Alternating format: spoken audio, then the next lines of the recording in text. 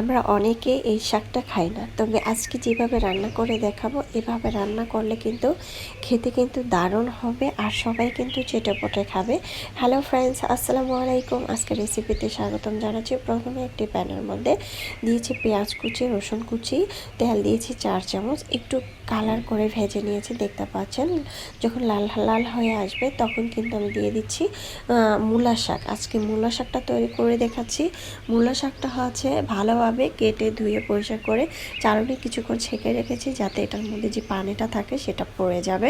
আর ধোয়ার সময় অবশ্যই কুচলিয়ে কুচলিয়ে ধুবেন, তাহলে মূলা শাকের অনেকটা ফ্লেভার পানির সাথে চলে যাবে। তারপরে দিয়ে দিচ্ছি 7-8টার মতো কাঁচামরিচ, পরিমাণ মতো লবণ। স্টেপগুলো ফলো করলে কিন্তু আপনার রান্নাটা সবথেকে পারফেক্ট হবে। যে যারা নতুন রাঁধুনি তাদের জন্য বলছি। এখন আমি এটা ঢাকনা দিয়ে 1 মিনিট রাখবো। 1 মিনিট পর চুলার আঁচটা বাড়িয়ে দিয়ে ঢাকনাটাকে উঠিয়ে দেবো। অনেক সময় ঢাকনা দিয়ে ঢেকে রাখলে শাকের মধ্যে যে কালারটা সেটা কিন্তু চলে যায়, তাই শাকের মধ্যে কালারটা রাখার জন্য ঢাকনা বেশি দেওয়া যাবে না। চুলার আঁচ বাড়িয়ে দিয়ে কিন্তু আমি এটা রান্না করে নিচ্ছি, দেখতে পাচ্ছেন।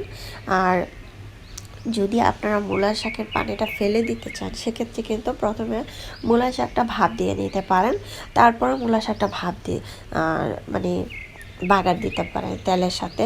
কিন্তু আমি একবারেই এটা করে নিয়েছি ঝটপট। তাহলে আর অনেক সময় দেখবেন অনেকের হাতে কম সময়, তারা কিন্তু চাইলেও কিন্তু পারে না। তাই আমরা কিন্তু চাইলে এভাবে ঝটপট তৈরি করে খেতে পারি, রান্না করতে পারি। খেতে অনেক বেশি মজা হয়েছিল।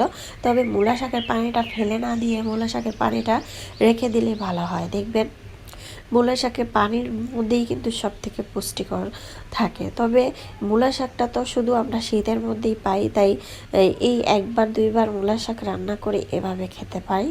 খেতে অনেক মজা হয়েছিল। চাইলে ঝটপট এইভাবে তৈরি করতে পারেন, খেতে অনেক বেশি ভালো লেগেছিল। রেসিপি ভালো লাগলে চ্যানেল সাবস্ক্রাইব করে পাশে থাকবেন, চাইলে ট্রাই করতে পারেন।